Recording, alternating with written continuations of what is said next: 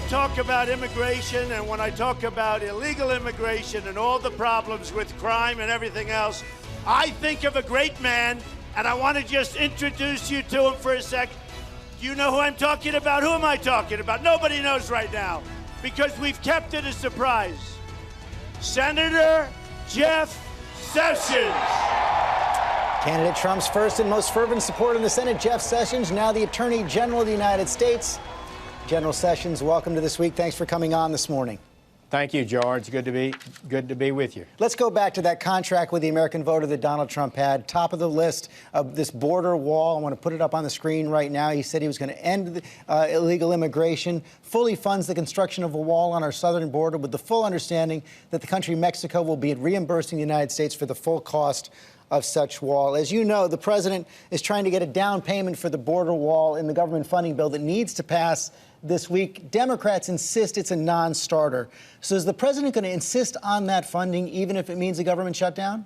I can't imagine the Democrats would shut down the government over an objection to building a down payment on a wall that can end the lawlessness. We've already received, George, a 60% or so reduction. March was the lowest illegal immigration month in 17 years, but our goal is not to reduce it 50, 60, 70%, but to end illegality, create a lawful system of immigration where people apply to come here, they wait their turn, a system that we can be proud of as Americans. So the president won't sign a bill if it doesn't include funding for the wall? Well, he'll make those decisions. I'm not engaged in the budget negotiations, but I know one thing. We need that wall. It'll help us complete the promise that the president has made to the American people. That's what they want. The American people have a right to expect it, and I believe Congress will eventually deliver. As you may know, it's not just the Democrats who are opposed to the wall. The Wall Street Journal reports that not a single member of the House or the Senate from the border states would commit to funding the wall. None of the 4 Republican senators in the border states. So he has a problem with his own party there as well. And, you know, you say the Democrats would shut down the government. If the president vetoes that bill, he's likely to get a lot of the blame. Well, I don't know about that, but I'll tell you one thing. He deserves credit for General Kelly for a complete reversal in the morale of the Border Patrol and ICE officers that we were with. General Kelly and I were Thursday and Friday in Texas and California. We are reversing that. You know, that's one reason I supported him. I truly believe that we could do this, and this is a tremendous achievement that a lot of people thought was impossible. And I do believe this wall, this barrier, is going to be essential in ending the illegality. It will save us billions of dollars because the numbers of people that are coming will be reduced dramatically. The amount of drugs entering our country will be reduced. The number of people we are housing in detention centers will be declining. We're going to get people out of the country to these countries that aren't taking them back after they're due to be deported. It's going to save us hundreds of millions, billions of dollars. So this is going to be a great achievement for the American people. It's good and decent and the right thing to do. You sound quite confident right there. Do you have any evidence that Mexico is going to pay for it? Well, we're going to get it paid for one way or the other. I know there's $4 billion a year in excess payments, according to the Department of Treasury's own Inspector General several years ago, that are going to payments to people, tax credits that they shouldn't get. These are mostly Mexicans, and those kind of things add up. $4 billion a year for 10 years is $40 billion. There are a lot of ways we can find money to help pay for this, but in the long run, how are you going to capture that money? What's that? How are you going to capture that money? The Department of Treasury several years ago, under the Obama administration, said that if you changed the regulations and enforced it properly, it would save up to $4 billion a year. There are other things that we can do at the border to create revenue that would pay for the wall. There's no doubt about that. But in your discussions with your counterparts in Mexico, they've given no indication at all that the Mexican government is prepared to pay a single cent for this wall. Well, I don't expect the Mexican government to appropriate money for it, but there are ways that we can deal with our trade situation to create the revenue to pay for it, no doubt about it. Let's go on the situation with the Dreamers, those immigrants who were brought here as children. The president has said they should rest easy. Some of his conservative supporters, including Mark Krikorian, are saying that's a broken promise from the president. Let's listen. During the campaign, now President Trump had said he was, going to end that on day one because it's an unconstitutional action by the president.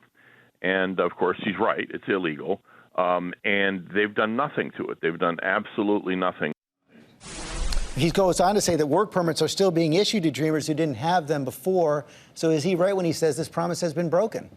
Well, I think the president is honoring his promise to end the lawlessness at the border. The first thing we need to do is to stop the additional flow of illegal people into our country. Many of these are involved in criminal enterprises, hauling drugs and that kind of thing. We need to end that. And then we've got to wrestle with what to do about people who've been here a long time. But I would say that the president is honoring his commitments to the American people to fix this border, and we're going to stay at it. The Border Patrol is working very hard, and so is the Department of Justice. We're going to back them up. Even though he hasn't kept this specific commitment right there, the president did say, as I said this week to the Associated Press, that the Dreamers should rest easy. He's not going after the Dreamers. That's his policy. He said, is it the policy of the Justice Department? The Homeland Security has primary jurisdiction there. Their first and strongest priority, no doubt about it, is the criminal element that we have in our country that have come here illegally. So they're focusing primarily on that, and there's no doubt the president has sympathy for young people who were brought here at early ages. So they can rest easy? Well, we'll see. I believe that everyone that enters the country unlawfully is subject to being deported. However, we don't have the ability to round up everybody, and there's no plans to do that. But we're going to focus first, as the president has directed us, on the criminal element, and we've got to get that under control. Your Justice Department this week sent a letter to several cities and the state of California, these so-called sanctuary cities, warning that they're putting their federal funding at risk if they don't begin to cooperate more with the federal government. The Attorney General of the state of California has responded to that, Javier Becerra. He's coming up on our program next. And he says that federal threats to take away resources from law enforcement or our people in an attempt to bully states and localities into carrying out the new administration's unsound deportation plan are reckless and jeopardize public safety. Your response? It's nothing reckless, it's nothing extreme about saying if someone comes through our country unlawfully and commits a crime, another crime in the country, that they should be deported. That's what the law says. You shall be deported. So it also says that state and local governments cannot bar their police and law enforcement officers from sharing information with the federal government. In other words, if a person commits a crime in Los Angeles, or in the case of Kate Steinle, San Francisco, and an individual there is released multiple times, and he comes back to San Francisco because it's a sanctuary city and commits a murder, that's the kind of situation that person should have been deported previously and not allowed to return. There's nothing extreme or unreasonable about that. I urge our mayors and our politicians to listen to their law officers. Let's work together. Let's cooperate between the federal and state authorities. Let's remove dangerous criminals from America. It only makes common sense. That letter did raise the ire of one prominent law enforcement official here in the state of, in the city of New York, the New York City Police Commissioner, James O'Neill. He was responding to this sentence in that letter you sent. It said, New York City continues to see gang murder after gang murder, the predictable consequence of the city's soft on crime stance. Commissioner O'Neill said that makes his blood boil, and the record shows that crime is at record lows right now in New York City, murder below the national average. Well, that statement was focused on the sanctuary city policy, but look, for decades... It said soft on crime. I know. For 4 decades, New York has been a fabulous city for law enforcement. They've developed some of the best techniques ever. They're so far ahead of many other cities. I think we all should study the tactics that have been developed. Rudy Giuliani and others over the decades have really transformed New York. They've proven community-based policing, broken windows policing can make cities safer, save lives, and other cities need to be studying what they've done. It sounds like you're taking back what you wrote. Well, that was a statement that went out dealing with the sanctuary city situation. The police officers, the Sergeants Association, has made a statement saying Jeff Sessions is correct. This is a soft on crime policy. But look, we want to work with our mayors. We want to improve law enforcement in America. Half of the murders in New York are gang-related. Many of those are gangs who have illegal aliens involved in them. So why would you not want to deport those and make the city even safer? Let's talk about the travel ban. You're taking some heat for comments you made on the Mark Levin show this week. I want to play them for our audience. I really am amazed that a judge sitting on an island in the Pacific can issue an order that stops the President of the United States from what appears to be clearly his statutory and constitutional powers. Of course, that island in the Pacific is the state of Hawaii. You've been blasted by Hawaii senators. One called it dog whistle politics. Your response? Look, they filed the suit. The plaintiffs get to choose the venue. They filed a lawsuit in Hawaii, and the first decision on the new executive order came out of Hawaii. And all I was saying was the president. Why not just call it the state of Hawaii?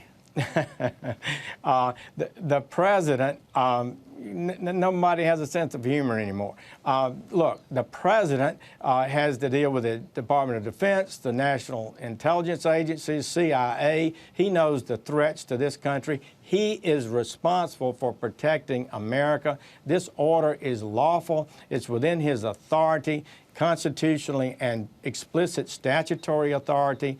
We're going to defend that order all the way up. And so you do have a situation in which one judge out of 700 in America has stopped this order. I think it's a mistake, and we're going to battle in the courts, and I think we'll eventually win. At a rally last month, the president said this current ban is just a watered-down version of the original. He says the administration should go back to the first one, push that one all the way. Why not do that? The first one was lawful. I got to tell you, I totally support the president's view that the first order was lawful, but we spent tremendous amounts of time to respond and write it in a way that would satisfy the courts. I'm even more confident that the second order will be upheld, and the president has every right to say that when you have dangerous countries, 6 countries, 3 of them are state sponsors of terrorism. 3 of them are failed states with terrorists in them, that we need to be really careful. He's got a 90-day pause in the entries from those countries. That's a reasonable thing, and to try to review how we vet people from countries like that and be careful about it. I think he has a duty to protect America, and the American people should support him 100%. General Sessions, thanks for joining us this morning. Thank you, George.